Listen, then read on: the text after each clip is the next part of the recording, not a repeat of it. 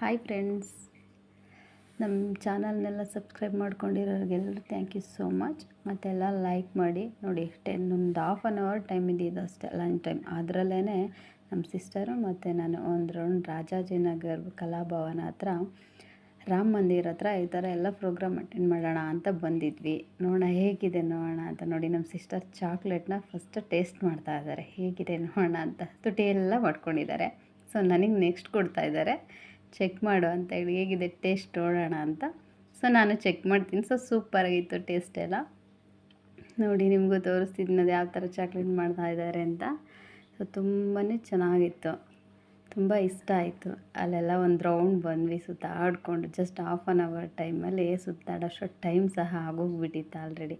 ಆದ್ರೂ ಸುತ್ತಾಡಿಕೊಂಡು ಬ್ಯಾಂಗಲ್ಸ್ ಎಲ್ಲ ನೋಡಿದ್ವಿ. ಸೊ ಅದೂ ಚೆನ್ನಾಗಿತ್ತು. ರಾಜಸ್ಥಾನ್ ಔಟ್ಸೈಡಿಂದ ಎಲ್ಲ ತರಿಸಿದ್ವಿ. ಜ್ಯುವೆಲರ್ಸ್ ಇತ್ತು, ಅದು ಚೆನ್ನಾಗಿತ್ತು. ಎಲ್ಲ ಐಟಮ್ಸು ಇತ್ತು. ತುಂಬಾ ಇಷ್ಟ ಆಯಿತು.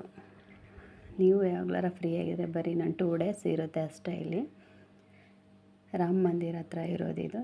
ಮನೆಗೆ ಬೇಕಾದ ಐಟಮ್ಸ್ ಎಲ್ಲ ಇತ್ತು. ಅದರಲ್ಲೂ ನಮ್ಮ ಸಿಸ್ಟರ್ ಚಾಕ್ಲೇಟ್ನೂ ಬಿಡಲಿಲ್ಲ, ಅದನ್ನು ತೊಗೊಂಡ್ರು ಮಗನಿಗೆ ಅಂತೇಳಿ ತಿನ್ಸೋದಕ್ಕೆ. ಸೊ ಇಲ್ಲೆಲ್ಲ ನೋಡಿಕೊಂಡು ಬಜ್ಜಿ ಬೋಂಡ ಎಲ್ಲ ಇತ್ತು. ಸೊ ಅದನ್ನು ತಿನ್ಕೊಂಡ್ವಿ, ಬಂದ್ವಿ ಒಂದು ರೌಂಡ್. ಹಾಗೆಯೇ ನೋಡಿ ಯಾವ್ಯಾವ ಥರ ವೆರೈಟಿ ಮಾಡಿದ್ದಾರೆ ಎಲ್ಲ ಇದೆ. ಸೊ ಎಲ್ಲರೂ